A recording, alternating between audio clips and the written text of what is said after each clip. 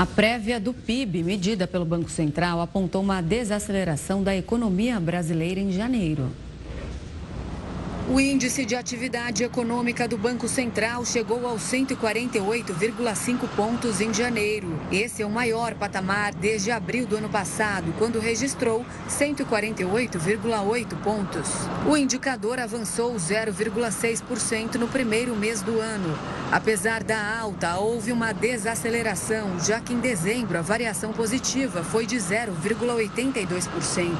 Na comparação com o mesmo mês do ano passado, o resultado de janeiro representa a alta de 3,45%. Nos últimos 12 meses, o índice acumula alta de 2,47%. Como o levantamento do Banco Central usa uma base similar à do IBGE, órgão responsável pelo indicador oficial sobre o crescimento econômico, ele é conhecido como prévia do PIB. Para este ano, o Banco Central prevê um avanço de 1,7% na economia brasileira. O Ministério da Fazenda acredita em um aumento de 2,2% no PIB em 2024. Para a gente entender o que há por trás desse resultado prévio do PIB, a gente conversa agora com o economista Mauro Rocha, doutor em economia pela UFRJ e também coordenador acadêmico do FGV MBA. Professor, muito obrigado pela participação aqui conosco, uma honra sempre tê-lo aqui para conversar e entender esses números divulgados. É uma leve alta, 0,6%. A anterior, de dezembro, tinha dado 0,8%. O que a gente pode olhar desses números? Está em acordo com o que a gente espera da economia brasileira para esse ano ou a gente está derrapando? Olha, Gustavo, boa noite para todos. Um prazer estar aqui com vocês. Eu não diria que esse número é uma derrapagem exatamente. Esse número é um número 3,5% quase maior do que de janeiro do ano passado, o que, dadas as condições vigentes, não é um número ruim. Eu digo isso porque a gente vem andando sob o peso de uma taxa de juros ainda muito alta. Lembro o pessoal de casa que a taxa Selic ainda está em 11,25%. Então está caro pegar dinheiro emprestado, está caro financiar a compra de bens, a compra de imóveis. Então isso explica esse número pior que a gente está vendo. Agora, por outro lado, esse número não é tão pior como o mercado esperava. Por incrível que pareça, a expectativa do mercado, de maneira geral, era de uma desaceleração ainda mais forte. Portanto, o número que está aí surpreende positivamente. Mas, como eu disse, o que ainda preocupa, o que faz peso, é uma taxa de juros de 2 dígitos. Mauro, já que ele surpreende positivamente, o que alavancou o IBCBR nesse mês de janeiro, então? Renata, difícil a gente falar de um mês de forma isolada, né?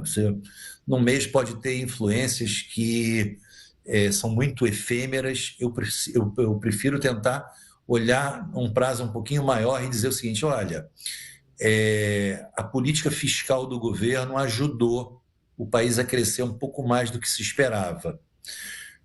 Pode parecer estranho, mas, por exemplo, a gente teve um déficit fiscal ano passado que, de um lado, é ruim, porque é mais dívida para o governo, mas em termos de curto prazo, em termos do que isso representa de crescimento econômico, está aí o registro do mês de janeiro, que não foi ruim. Então, esse déficit maior, ele se traduziu em termos de mais gasto do governo, mais consumo do governo e, portanto, um fator a mais para incrementar o PIB, para turbinar o PIB. Então, por exemplo, a gente teve aí um Bolsa Família que faz um papel de estimular o consumo e, consequentemente, estimular o crescimento econômico. Então, eu diria que 2 fatores, basicamente, explicam esse resultado não tão ruim, ou um pouco melhor do que se esperava. Primeiro, a política fiscal do governo, como eu disse, e segundo, uma inflação em queda. A gente teve ano passado uma inflação de 4,5% e não esteve concentrada só em transportes. Acho que isso ajudou o orçamento das famílias. Isso é uma parte da explicação desses 0,6% aí que o Banco Central divulgou hoje. Mauro, olhando um pouco para o passado, para prever o que a gente pode ter neste ano, Ano passado a gente teve uma safra recorde no agro, que não é esperado, obviamente, para esse ano. A gente vê o governo investindo, como esse governo investiu em outros governos passados, no PAC, ou seja, em tentar estimular a economia através dele mesmo. Investimento e acordo com indústrias automobilísticas. O que a gente pode esperar desses dois setores? Eles vão conseguir salvar aquilo que o agro conseguiu salvar no passado, mas que, obviamente, esse ano não pretende? Então, indústria e serviços podem alavancar esse PIB brasileiro ou esse fato dos juros ainda altos podem travar um pouco? Olha, Gustavo, eu acho que os juros altos vão travar um tanto.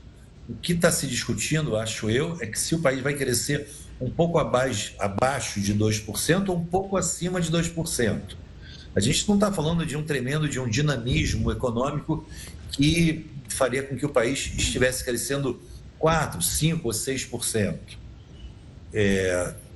Lembro que 5% é uma taxa para uma economia emergente. Ou seja, não seria nada estranho o Brasil, sendo uma economia emergente, crescer 5%.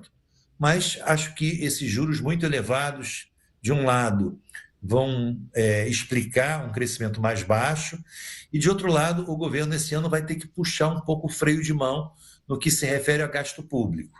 Então, por aí, você não vai ter nenhuma indústria crescendo de forma muito acelerada e nem mesmo o setor de serviços apresentando bom desempenho. Acho que 2% é um número tanto para serviços como para a indústria. Acho que se bater 2% não vai ser um resultado inesperado e nem muito ruim. Tá certo, Mauro. Muito obrigada pela sua participação aqui conosco mais uma vez. Uma boa noite, boa semana para você. Um abraço a todos. Muito obrigado. Tchau, tchau.